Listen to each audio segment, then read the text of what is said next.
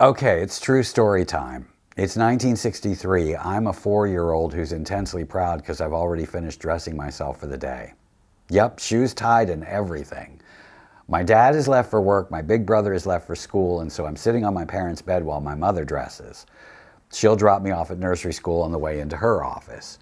And in her flurry of activity that diffuses the scent of windsong perfume and adorned hairspray throughout the room, I hear that specific rhythmic sound of the snap-snap of garter belt clips being fastened to stockings.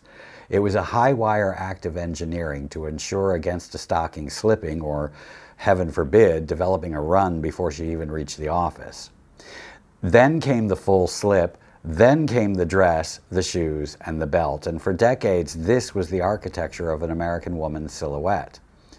But this silhouette was due for a softening and a shortening. I'm Philip Mershon. This is the Mid-Century Vault, and today we're looking into a masterpiece of commercial design and marketing, L'eggs Pantyhose.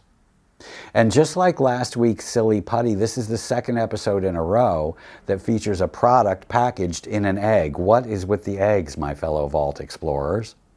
But before we get to the egg, we have to understand the why. In the mid-60s, the fashion world was rocked by the arrival of the miniskirt, and suddenly that traditional garter belt stocking combo was a liability. If your skirt ended mid-thigh, those metal clips were going to show. So enter pantyhose. While they had existed in some form since the end of the 50s, up till now they had been expensive, kind of baggy, and not that easy to find. You had to go to high-end department stores. But improved technology had brought down the prices and brought up the fit and the availability. And in 1969, the textile giant Hanes realized that if they wanted to dominate the market, they needed to meet women where they were. And homemaker, working mother, or single woman, they were all at the supermarket. But you couldn't just throw plastic bags of hosiery in a bin next to the minute rice, now could you? They needed something special. So they hired graphic designer Roger Ferreter. He crinkled up a pair of pantyhose to find that they fit perfectly into a palm-sized sphere, and he came up with that container gimmick and the name to go with it, and just like that, the L'eggs egg was born. It was a two-piece plastic container that was impossible to miss. But the eye-catcher wasn't just the packaging, it was the L'eggs boutique.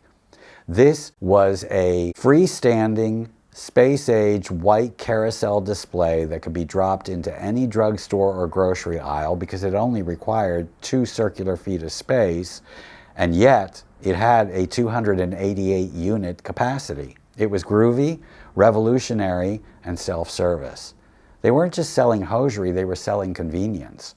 A woman could grab her milk, her eggs, and her legs all in one trip. By 1970, L'eggs was everywhere. The name itself was a punny masterpiece, and you know I love puns.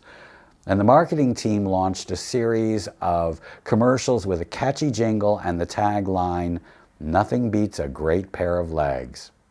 By 1973, and now the best-selling hosiery brand in the U.S., L'eggs introduced the Sheer Energy range, which came in zippy silver eggs, and also the premium line in black eggs.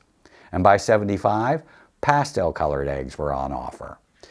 The plastic eggs became so ubiquitous that crafters started using them for everything from Christmas ornaments to school craft projects.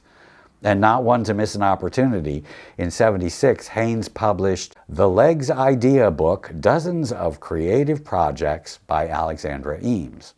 And finally, by '78, Ferreter's original L'eggs egg was included in the permanent collection at MoMA. The inevitable decline began in the 1990s. The corporate armor of the 70s and 80s started to crack. Casual Friday came on the scene. It was quickly followed by Casual Monday through Thursday. Silicon Valley traded power suits for khakis and denims, and as time went on, when women wore skirts or dresses, wearing pantyhose felt like a chore, a relic of the more formal and restrictive era.